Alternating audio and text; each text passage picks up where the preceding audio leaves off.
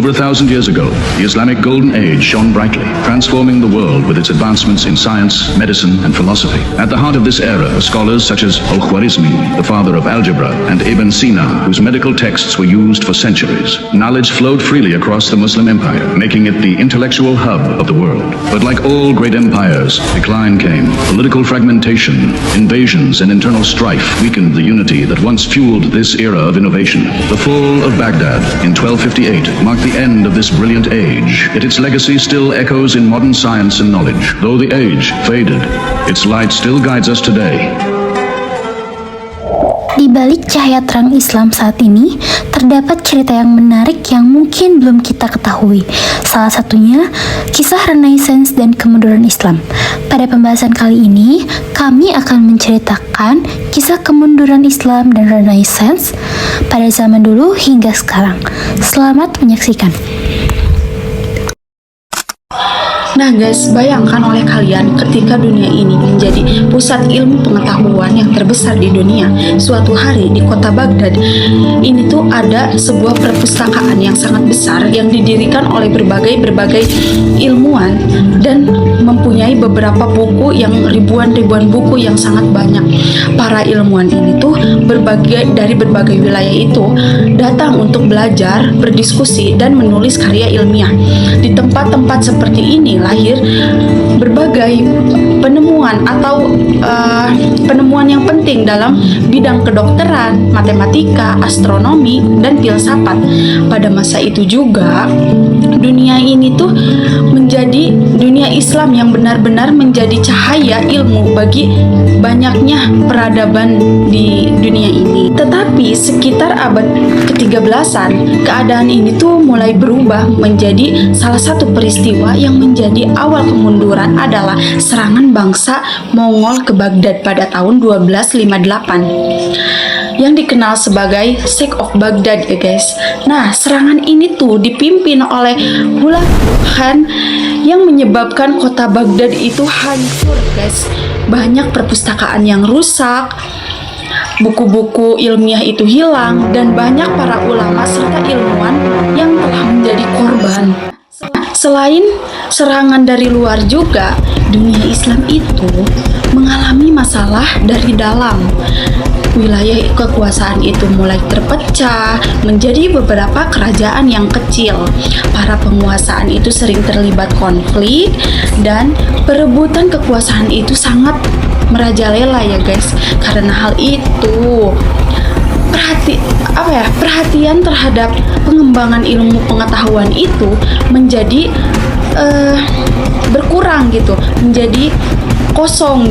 Pada masa itu banyak juga pemimpin yang lebih fokus pada masalah politik, yang kekuasaannya itu dibanding-bandingkan dengan mendukung kegiatan pendidikan dan penelitian.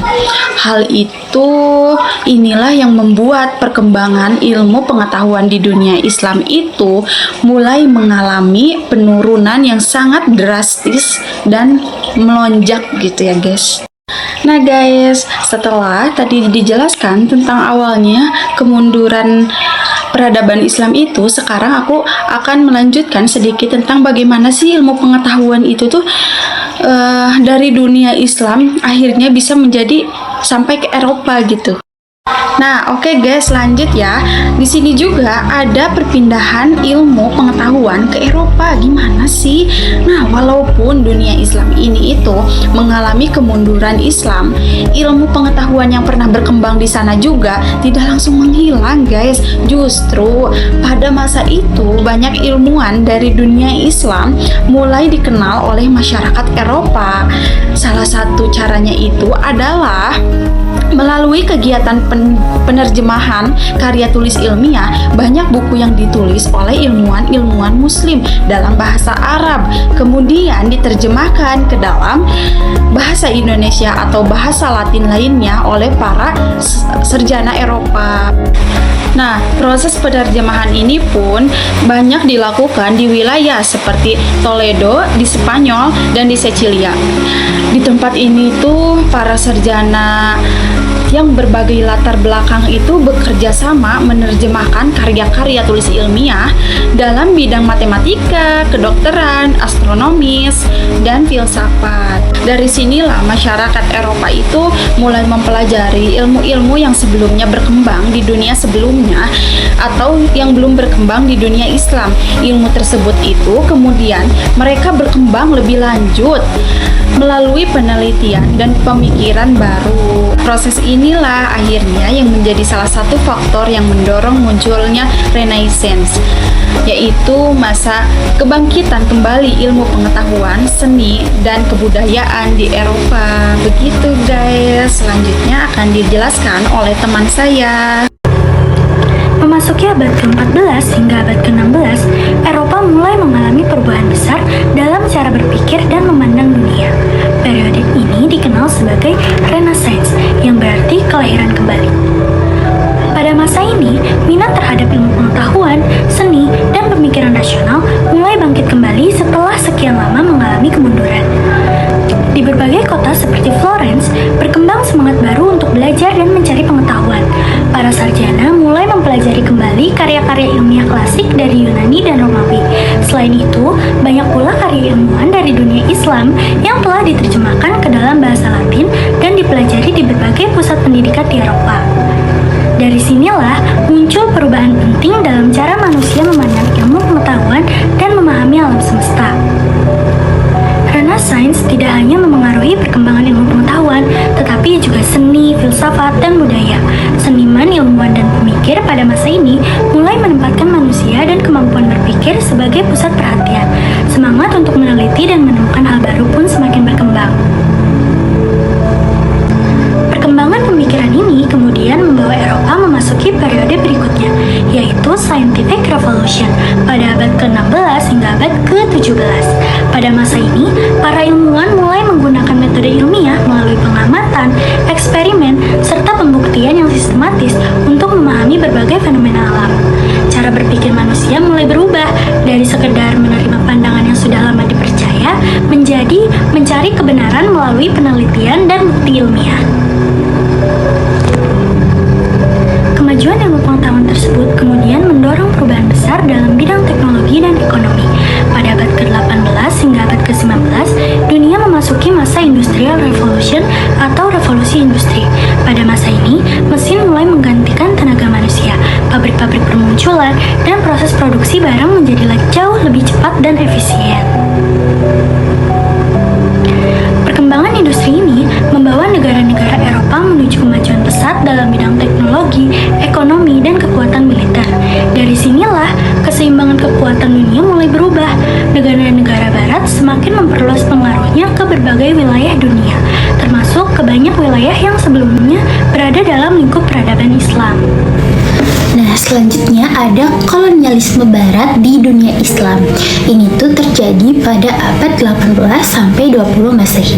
Bayangin nih teman-teman, ketika Eropa udah maju banget karena Renaissance dan revolusi industrinya, seperti mereka punya besar, senjata macamnya, teknologi yang maju, mereka mempergunakan itu untuk melakukan kolonialisme atau penjajahan di wilayah-wilayah lain, terutama wilayah Islam untuk mendapatkan kekayaan alamnya.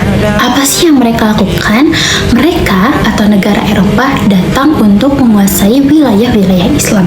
Contohnya Britania Raya yang menguasai Mesir, India, dan beberapa wilayah di Timur Tengah, atau Perancis yang menguasai Aljazair, Tunisia, dan Maroko. Terakhir, Belanda yang menguasai apa teman-teman?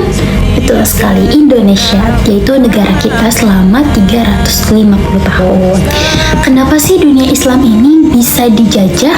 Nah, faktor yang utama adalah kerajaan-kerajaan Islam yang mulai melemah. Contohnya, ada perpecahan di dalam kerajaan atau internal, ada juga misalnya gesekan atau perpecahan antara kerajaan satu dengan kerajaan yang lain. Nah, faktor yang kedua adalah senjata yang tertinggal. Jadi senjata di Eropa itu lebih maju daripada senjata kita. Akhirnya militer Islam itu tidak sekuat militer Eropa pada zaman itu. Nah, selanjutnya ada faktor yang terakhir, yaitu faktor ekonomi, teman-teman. Nah, faktor ekonomi ini sangat-sangat mempengaruhi kemunduran Islam. Contohnya, perdagangan-perdagangan yang sudah dikuasai oleh negara-negara Eropa. Nah, dampak dari kolonialisme ini yang pertama adalah kekayaan alam diambil oleh para bangsa Eropa atau negara-negara penjajah, pendidikan dan ekonomi yang dikontrol oleh penjajah.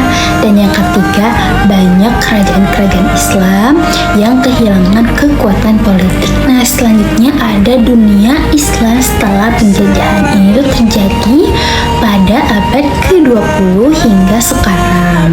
Nah, setelah World War atau Perang Dunia, itu Perang Dunia Kedua, banyak negara-negara yang mulai memperjuangkan kemerdekaan. Contohnya negara kita, Indonesia. Nah, proses ini disebut dekolonisasi. Nah, contohnya seperti negara kita, Indonesia, yang merdeka pada tahun berapa, teman-teman? Betul sekali, 1945. Dan Pakistan yang merdeka pada tahun 1947, Aljazair yang merdeka pada tahun 1962.